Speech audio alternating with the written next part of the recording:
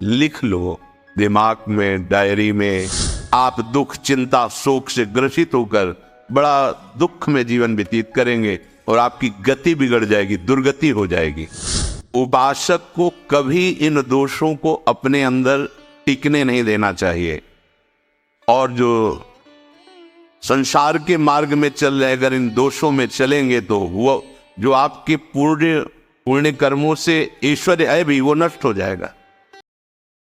अपने मुख से कभी अपनी बड़ाई ना करना। अगर कोई अपने मुख से अपनी बड़ाई करता है तो उसके सुकृत नष्ट हो जाते हैं, बुद्धि भ्रष्ट माने गिर जाती, पतित हो जाती है, फिर निर्णय ठीक नहीं। अगर हमारा सारथी, हमारा ड्राइवर मूड हो तो कहीं भी हमको गिरा देगा, तो वो बुद्धि भ्रष्ट मतलब गिर जाती है, निर्णय करने लायक नहीं रहती। अपनी प्रशंसा अपने मुख से करना, लोलुपता, ये वृत्ति नहीं होनी चाहिए। धर्म से चलेंगे, धर्म के द्वारा जो हमें प्राप्त होगा उसी से हम अपना भरण पोषण करेंगे। आपके बच्चे स्वस्थ होंगे, बुद्धिमान होंगे, परिवार में बहुत सुख और शांति होगी। भले दीपक की तरह जलो, बहुत काल तक रहेगी।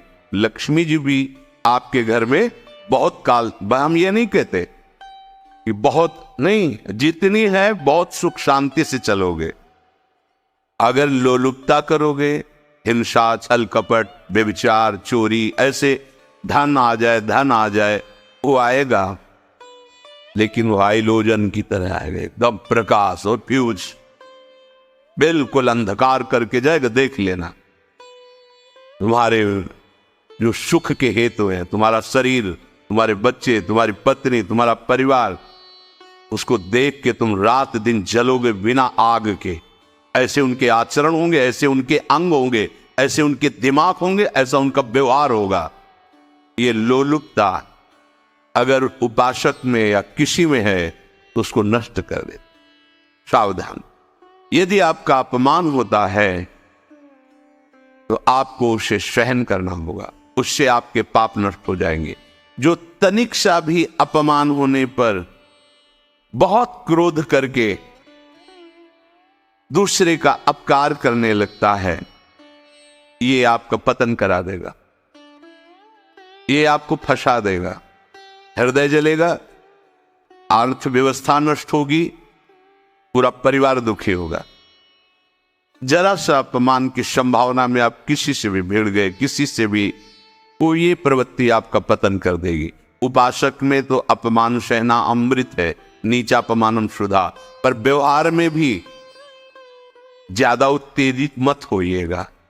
ये तो कुछ मिनट की बात है, अगर आपने उसे मारा पीटा, रिपोर्ट हुई कानून की, ओ फंसते चले जाओगे, अर्थ जाएगा, समय जाएगा, चिंतन जाएगा, बहुत तरह से हानि हो जाएगी। अगर आप सह गए तो आपका सहना उसके लिए आग बन जाएगा। उमा क्षमा सापा होते भारी, तुम्हें दंड देने की जरूरत नहीं, उसका एक कर्म ही उसे दंड दे देगा। द्वेष भरी बातें, द्वेष भरे क्रियाएं, उन्हीं का चिंतन करके जलते रहना क्रोध से। उपासक को तो क्रोध करना ही नहीं चाहिए, बहुत शांत।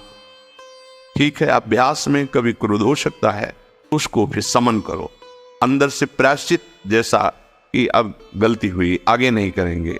और व्यवहार में भी क्रोध को आप पीना सीखें। अगर बार बार आपका क्रोध प्रकट होता ही रहेगा, आपका स्वभाव बिगड़ जाएगा, आपके पुण्य नष्ट हो जाएंगे और आपका जीवन नष्ट हो जाएगा। देने वाला उतना दे देगा, आपको आनंदित रहो, पैसा खर्चा सब, पूरे जीवन का विध्वंस मचा दिया क्रोध ने। कहीं भी आप देखो, किसी से क्रोध करके देखो, फिर देखो तुम्हारा भजन चल रहा है, तुम्हारी वो आनंद वृत्ति है, नहीं जलोगे। ये क्रोध जो है, ये चाहे व्यवहार में हो चाहे परमार्थ में, दोनों की हानि करने वाला है। आश्रित जनों की रक्षा ना करना। अगर कोई भाग कर आपके पास आ गया है, कोई पशु पक्षी या कोई मनुष्य, आपको चाहिए कि अब चाहे हमारे पहले प्राण जाए, उसकी रक्षा करेंगे। जैसे कोई पशु पक्षी किसी भय से आपके सीमा के अंतर्गत आ गया है, अब उसकी रक्षा करनी है आपको।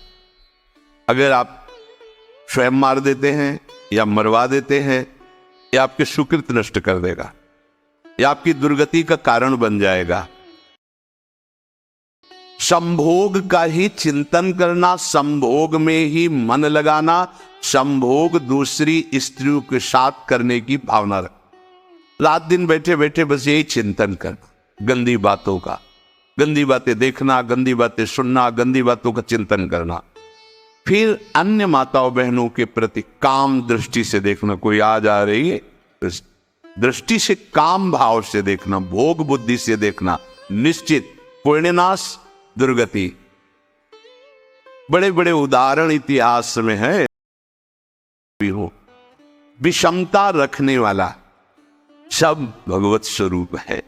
समान व्यवहार, जैसे आपके भोजन है जो आप पा रहे वही सबको दीजिए, बैठने की व्यवस्था, उठने की व्यवस्था, क्रम बाय क्रम, पर उसको भी नीच भाव से मत देखिए। उस कोटि का उसको प्यार दीजिए, दुलार दीजिए, सम्मान दीजिए। इतनी विषमता न फैलाते रहे अपने जीवन में कि आप सबके निंदा के पात्र बन जाए। विषमता, अत्यंत मानी होना, जहां आपके प्राण कमजोर होंगे, पुण्य नष्ट होगा, आयुश्री सब नष्ट होना है, ऐसे आचरण करवाएगा गुरुजनों के साथ, महापुरुषों के साथ।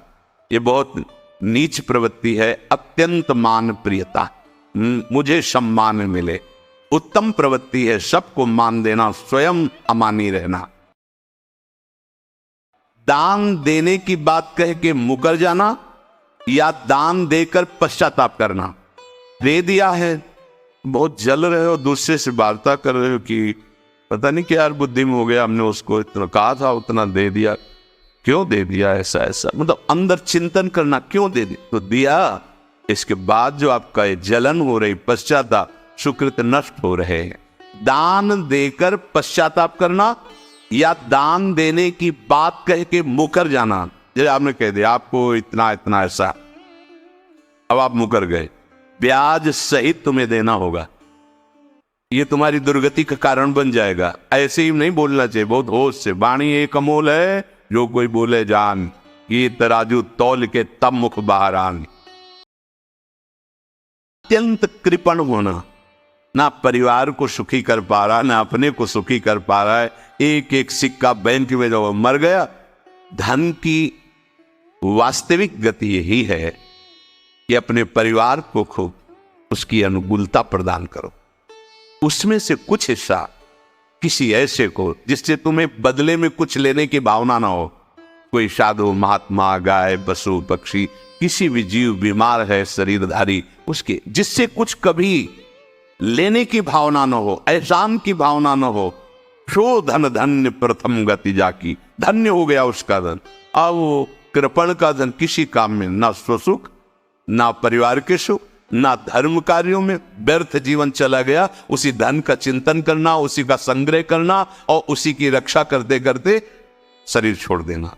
अर्थ और काम की प्रशंसा, उसी की चर्चा, उसी का चिंतन, रुपया और भोग, उसी की चर्चा कर। जहां बैठे रुपया की चर्चा, भोग की चर्चा, जहां एकांत में बैठे उसी का चिंतन, कैसे रुपया बढ़े, कैसे भोग मिले। और अगर अवसर मिला तो रुपया अधर्म से आवे चाहे धर्म से, उसको इसकी कोई परवाह नहीं। बालक, स्त्री, पागल, असहाय, जो इनकी रक्षा न करके इनकी हानि करता है, दुर्गति निश्चित है। आपके ही प्रारब्ध से तो संयोग बना है आकर, अब इसका निर्वाह कर ले जाओ तो पवित्र हो जाओगे दोनों। और अगर झगड़ा और लड़ाई और मारपीट और कहीं हिंसादि के रूप में उतर गए तो फिर और करनी बिगड़ गई।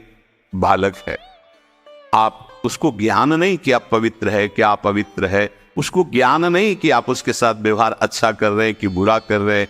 रक्षा करनी है आपको, शोषण नहीं करना। कह रहे स्त्री, बालक और पागल, जैसे विक्षिप्त है, पागल है, आपको रक्षा करनी है।